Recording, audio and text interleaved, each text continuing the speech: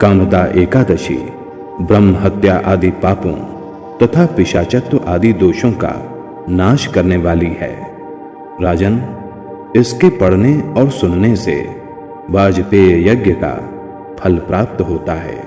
वह परम पुण्यमयी है। पाप रूपी ईंधन के लिए तो वह दावा नल ही है। इस एकादशी के व्रत का यत्न पूर्वक पालन करना चाहिए।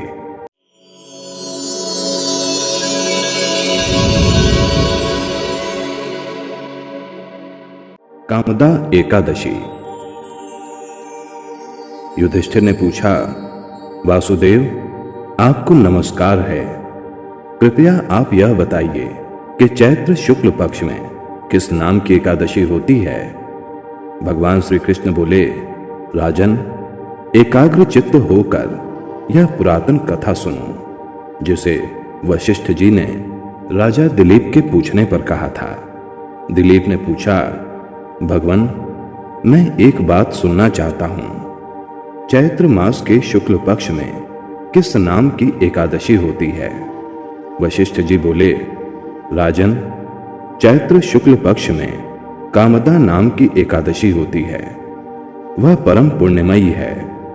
पाप रूपी ईंधन के लिए तो वह दावा नल ही है। प्राचीन काल की बात है। नागपुर नाम का एक सुंदर नगर था, जहां सोने के महल बने हुए थे। उस नगर में पुंडरीक आदि महाभयंकर नाग निवास करते थे। पुंडरीक नाम का नाग उन दिनों वहां राज्य करता था। गंधर्व, किन्नर और अप्सराएं भी उस नगरी का सेवन करती थीं। वहां एक श्रेष्ठ अप्सरा थी, जिसका नाम ललिता था। उसके साथ ललित नाम वाला गंधर्व भी था। वे दोनों पति पत्नी के रूप में वहां रहते थे। दोनों ही परस्पर काम से पीड़ित रहा करते थे। ललिता के हृदय में सदा पति की ही मूर्ति बसी रहती थी और ललित के हृदय में सुंदरी ललिता का नित्य निवास था। एक दिन की बात है, नागराज पुंडरीक राज्यसभा में बैठकर मनोरंजन कर रहे थे। उस समय ललित का गान हो रहा था, किंतु उसके साथ उसकी प्यारी ललिता नहीं थी। गाते गाते उसे ललिता का स्मरण हुआ आया, अतः उसके पैरों की गति रुक गई और जीभ लड़खड़ाने लगी। नागों में श्रेष्ठ करकोटक को ललित के मन का संताप ज्ञात हो गया, अतः उसने राजा पुंडरीक को उसके पैरों की गति रुकने और गान में त्रुटि होने की बात बता दी। करकोटक की बात सुनकर नागराज पुंडरीक की आंखें क्रोध से लाल हो गईं। उसने गाते हुए कामातुर ललित को शाप दिया, दुर्बुद्धे, तू मेरे सामने गान करते समय भी पत्नी के वशीभूत हो गया, इसीलिए राक्षस हो जा। महाराज पुंडरीक के इतना कहते ही वह गंधर्व राक्षस हो गया। भयंकर मुख, विकराल आंखें और देखने मात्र से भय उपजाने वाला रूप, ऐसा राक्षस होकर वह कर्म का फल भोगने लगा। ललिता अपने पति की विकराल आकृति देखकर मन ही मन बहुत चिंतित हुई। भारी दुख से वह कष्ट पाने लगी। सोचने लगी, क्या करूं, कहां जाऊं? मेरे पति पाप से कष्ट पा रहे हैं।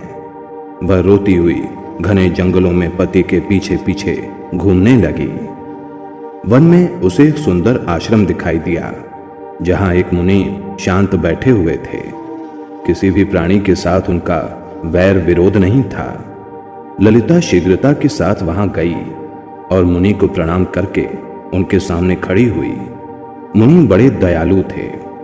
उस दुखिनी को देखकर वे इस प्रकार बोले, शुभे, तुम कौन हो?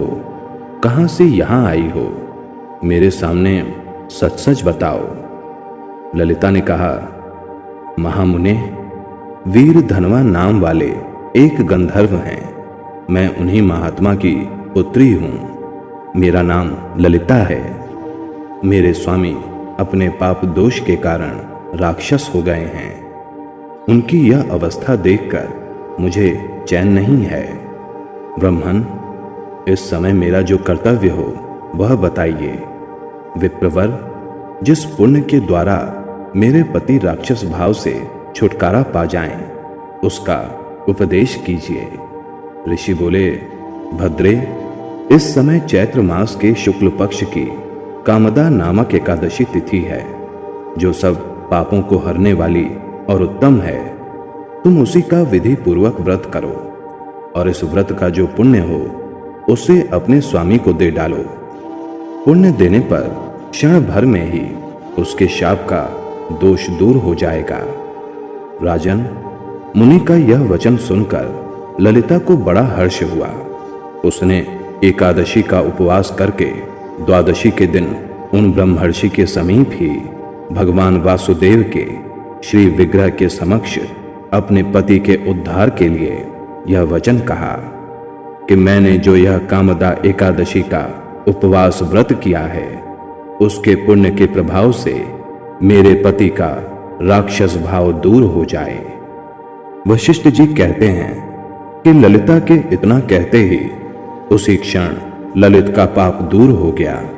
उसने दिव्य देह धारण कर लिया, राक्षस भाव चला गया और पुनः गंधर्वत्व की प्राप्ति हो गई।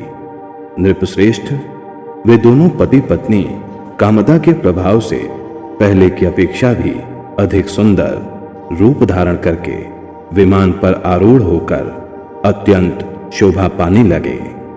यह जानकर इस एकादशी के व्रत का यत्न पूर्वक पालन करना चाहिए। मैंने लोगों के हित के लिए तुम्हारे सामने इस व्रत का वर्णन किया है। कामदा एकादशी ब्रह्म हत्या आदि पापों तथा पिशाचत्व आदि दोषों का नाश करने वाली है।